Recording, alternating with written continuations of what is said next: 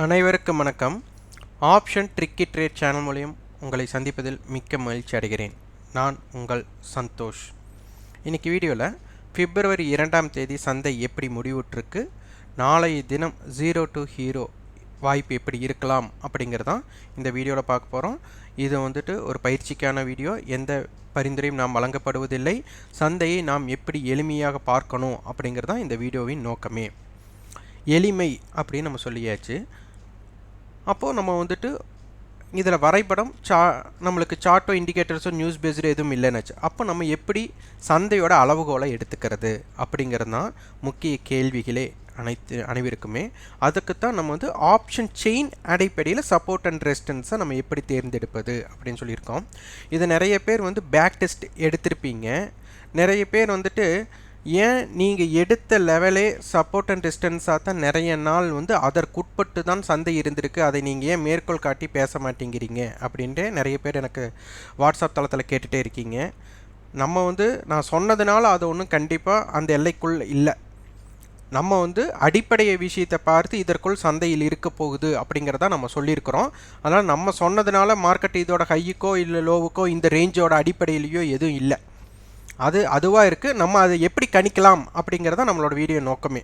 அதனால் இது நான் சொன்னதுனால நடைபெற்றது அப்படின்னு நம்ம பேசவும் முடியாது, அது சரியாகவும் இருக்காது. அதனால தான் நம்ம அதை பற்றி எப்போவுமே ஒரு விஷயத்தை நம்ம சொன்னது ஹைலைட் பண்ணி நான் சொல்லியிருக்கேன் அப்படின்னு சொல்லிட்டு கட்டம் போட்டு 2 நாள் மட்டும் நான் காமிக்கிறதுக்கு நான் விரும்பலை.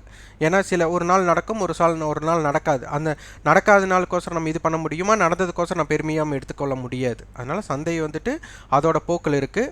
நம்ம அதில் நம்ம எப்படி நம்மளுக்கு ஏற்றவாறு கணிக்கிறது அப்படிங்கிறது தான் நம்ம வீடியோ நோக்கம். அதனால தான் நம்ம எந்த இடத்துலையுமே இதுவரை 2 வருட காலமாக நம்ம வீடியோ பதிவு பண்ணிட்டு இருக்கிறோம்.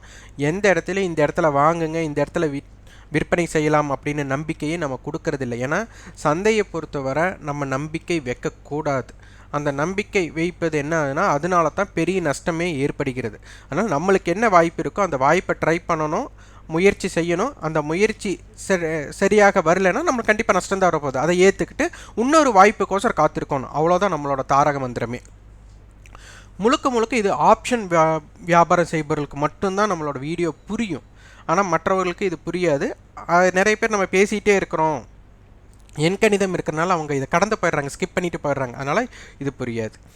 அப்புறம் ஒருத்தர் கேட்டிருந்தார், சார் 0 to ஹீரோ அப்படிங்கிறது வட மாநிலத்தவர்கள் தான் அதிகமாக பயன்படுத்தும் வார்த்தையாக இருக்குது, இதை நீங்கள் பயன்படுத்துகிறீங்க அப்படின்னு கேட்டிருந்தார். இதுவும் உண்மை. நம்ம வட மாநிலத்தவர் தான் இதை நான் என்ன சொல்கிறது, நார்த் இந்தியன்ஸ் தான் அதிகமாக யூஸ் பண்ணுறாங்க அப்படிங்கிறத இங்கே அதிகமான விழிப்புணர்வு கிடையாது. அதிகமான விழிப்புணர்வு இருந்தால் தினமும் ஆப்ஷன் வர்த்தகமே செய்ய மாட்டாங்க. வாய்ப்பு எப்போ இருக்கோ அப்போ மட்டும்தான் இதை பயன்படுத்துவாங்க. அதனால தான் நம்ம சொல்லுவோம், ஆண்டியும் அரசனாகலாம், அரசனும் ஆண்டி ஆகலாம்.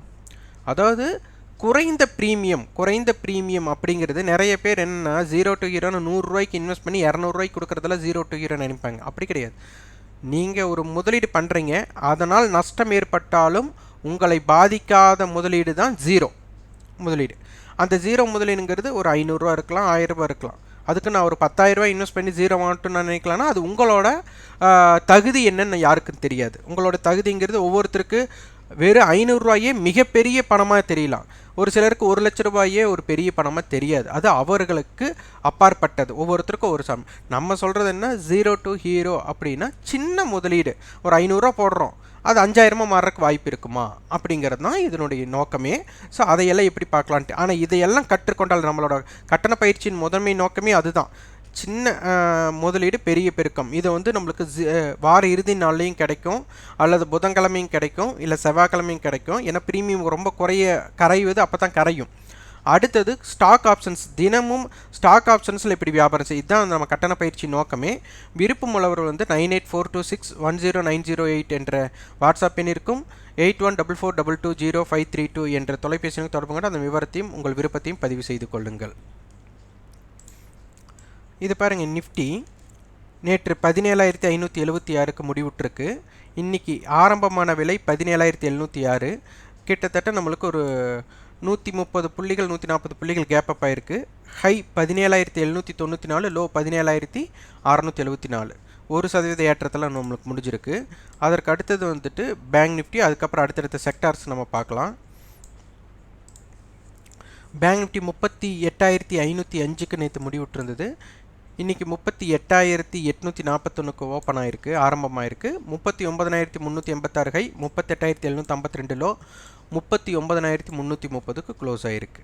அதுக்கு அடுத்தது ஆட்டோ செக்டார் 0.14%, ஃபினான்சியல் செக்டார் 1%க்கு மேலே, எஃப்எம்சிஜி 1.07%, தொழில்நுட்பத்துறை ஐடி துறை 1.18, media 1.77, metal 1.05, pharma 1.23, PSU bank 3.41, private bank 2.33% ஏற்றத்தை கண்டுள்ளது. நம்மளுக்கு ஃபியூச்சர்ஸ், நிஃப்டியோட ஃபியூச்சர்ஸ் பாருங்கள். ஸ்பாட்டுக்கும் ஃபியூச்சருக்கும் உள்ள வித்தியாசம் ஒரு 28 புள்ளிகள் இருக்குது. 28 புள்ளிகள் பிரீமியத்தில், ஸ்பாட்டை விட ஃபியூச்சரோட இது ஜாஸ்தியாக இருக்குது. அடுத்தது நிஃப்டியோட ஆப்ஷன்ஸ். இன்றைக்கி பார்த்திங்கன்னா கண்டிப்பாக நிஃப்டி நேற்றைய ஹைக்கு மேலே தான் நம்மளுக்கு ஓப்பன் ஆகிருக்கு, ஆரம்பமாகிருக்கு அப்படிங்கிறது தெரியும். அதை நம்ம சொல்லியிருந்தோம். இங்கே மீண்டும் ஒரு முறை பாருங்கள். 130 புள்ளிகள் இன்றைக்கி நேற்றைய முடிவுற்ற வேலையிலிருந்து அதிகமாக இன்றைக்கி ஓப்பனுக்கு மேலே 88 புள்ளிகளும், ஓப்பனுக்கு கீழே 32 புள்ளிகளும், நேற்றைய ஹைக்கு மேல் 172 புள்ளிகளும். நேற்றைய லோவே நம்மளுக்கு பிரேக் பண்ணல, ஏன்னா நேற்றைய ஹைக்கு மேலேயே தான் இருந்திருக்கு. அதனால் நம்மளுக்கு லோவை இதாக இருக்காது. க்ளோசிங் டு க்ளோசிங் 204 புள்ளிகள் பாசிட்டிவில் முடிஞ்சிருக்கு. அப்போ 1% மேல். ஹையிலிருந்து 14 புள்ளிகள் இறக்கமும், 106 புள்ளிகள் லோலிருந்து ஏற்றமும், மொத்தம் 120 புள்ளிகள். மொத்த ரேஞ்சே நம்மளுக்கு ஹைக்கு லோக்கு உள்ள வித்தியாசம் 120 புள்ளிகள்.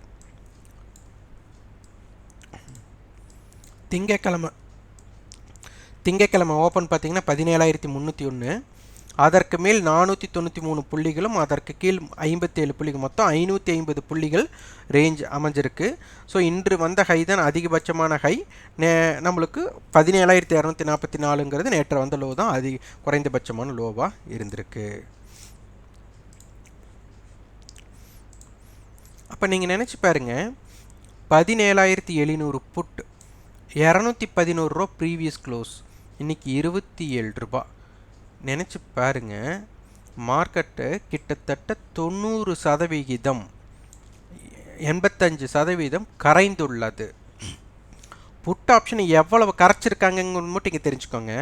ஆனால் 17,800 கால் பாருங்கள், 55 ரூபாயிலிருந்து 64 ரூபா, வெறும் 9 ரூபாய் ஏற்றம். மொத்தம் நிஃப்டி எவ்வளோ ஏற்றம்? 200 புள்ளிகள் ஏற்றத்தில் இருந்திருக்கு. அப்போ இந்த 200 புள்ளிகள் ஏற்றங்கும்போது 2 நாளைக்கு முன்னாடியே நீங்கள் இதை வாங்கி வச்சு ஹோல்டு பண்ணவங்களுக்கு என்ன தாக்கம் கொடுத்துருக்கு சந்தை? இதை தெரிஞ்சிக்காமல் நிறைய பேர் ஆப்ஷன் வியாபாரம் செய்வதனால தான் அவர்களுக்கு உண்டான அமைப்பு தெரியல. இப்போ இது 55 ரூபாய்க்கு நேற்று முடிஞ்சிருக்கு அப்படின்னா 17,855 தாண்டினா தான் இவங்களுக்கு லாபமே வரும். இப்போ 64, அப்போ 17,864 தாண்டினா தான் நாளை தினம், ஏன்னா வாரத்தோட இறுதி நாள், அப்போ தான் இதற்குண்டான இம்பேக்ட் வரும் அப்படிங்கிறது தெரியணும். 18,000 கால் பாருங்கள், 21 ரூபா. இன்றைக்கி 200 பாயிண்ட் மார்க்கெட் ப்ளஸில் முடிஞ்சிருக்கு. அப்போ 50% இறக்கத்தில் முடிந்துள்ளது. 17,700 கால் பாருங்கள், இந்த மணி 84 ரூபா, 125 ரூபா, வெறும் 40 ரூபா தான் ஏற்றமே கண்டிருக்கு. அப்போது நிஃப்டி 200 பாயிண்ட் ஏற்றத்திற்கு இவங்க எவ்வளோ? 40 ரூபா. அப்படின்னா நிஃப்டி 50 புள்ளிகளோட ஏற்றத்திற்கு வெறும் 10 ரூபாய் ஏற்றமே இவங்க கொடுத்துருக்குறாங்க. அப்போ இதற்குள்ள எவ்வளவு ஏற்ற இறக்கம் இருந்திருக்கும் அப்படின்னு நினச்சி பாருங்கள். அப்போ மார்க்கெட்டோட மூமெண்டம் எப்படி இருந்திருக்குங்கிறது நினச்சிக்கோங்க. 17,500 புட்டு பாருங்கள், 102 ரூபா, 6 ரூபாய்க்கு முடிஞ்சிருக்கு. அப்போ எவ்வளவு தூரம் ப்ரீமியத்தை கரைக்கிறக்கா? அது ரைட்டர்ஸுக்கு எப்போ வாய்ப்பு? காரணம் என்னென்னா, மிகைப்படுத்தின மதிப்பு இவங்களுக்கு அதிகமாக இருந்திருக்கு. இப்போ 17,700 கால் அண்டு புட் பேர்கேஜ் ஆகும், அதுக்கப்புறம் 17,800 காலும். அப்போ மார்க்கெட் நாளை தினம் 17,700 இருந்து 17,800க்குள்ளே இருக்கிற மாதிரி தான். அதனை கடந்தால் 18,000 இல்லைன்னா 17,500 அப்படிங்கிறத காமிக்கிறாங்க. இருந்தாலும் ரேஞ்ச் குறைவாகவே இங்கே காமிக்கிறாங்க.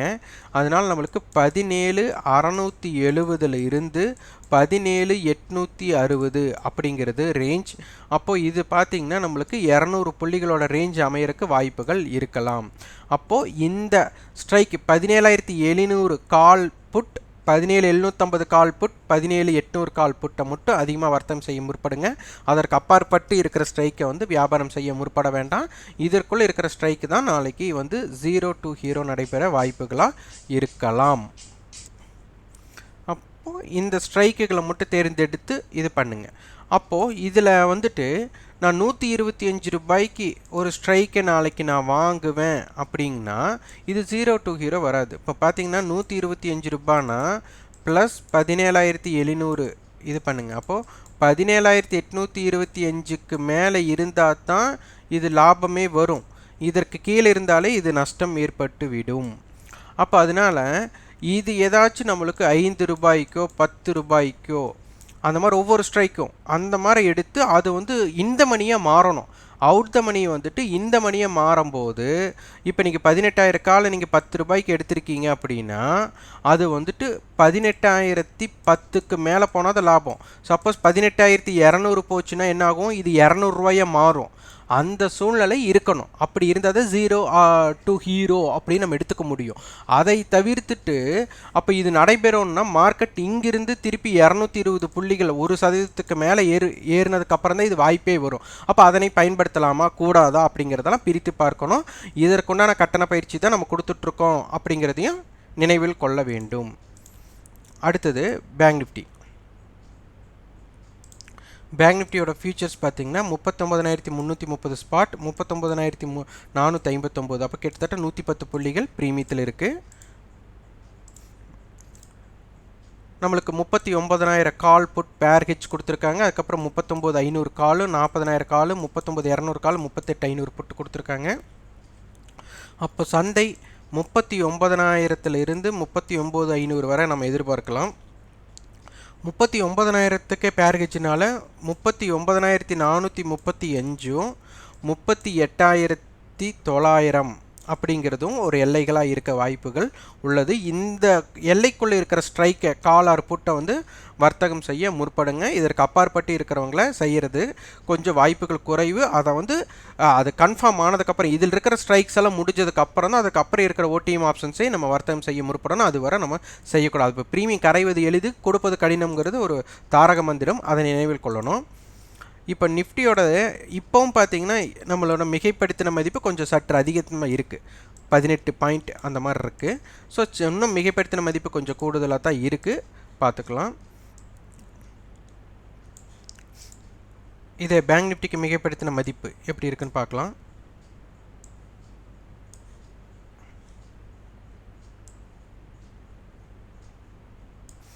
பேங்க் நிஃப்டியில் 25க்கு மேலே இருக்குது. ஸோ மிகைப்படுத்தின மதிப்பு கொஞ்சம் சற்று அதிகமாகவே உள்ளது. அப்போ பேங்க் நிஃப்டியோட ரேஞ்சஸ் நம்மளுக்கு மாறும்போது பார்த்திங்கன்னா நம்மளுக்கு 39,100 ஷார்ட் ரேஞ்ச் ஆகும், 39,600 இந்த ரேஞ்சுக்குள்ளே வந்துட்டு ஒரு வால்டைல் ஜோன். இதை பிரேக் பண்ணும்போது ஒரு ஒன் சைடு மூவ்மெண்ட்டாக மாறக்கூடிய வாய்ப்புகள் இருக்கலாம். இதற்கு தகுந்த மாதிரி உங்களோட வியாபார அமைப்பை பயன்படுத்திக்குவாங்க. பேங்க் நிஃப்டியில் நிஃப்டியோட ரெசிஸ்டன்ஸ் 17,825, 17,843, 17,864. சப்போர்ட் 17,734, 17,707, 17,673. இதே பேங்க் நிஃப்டிக்கு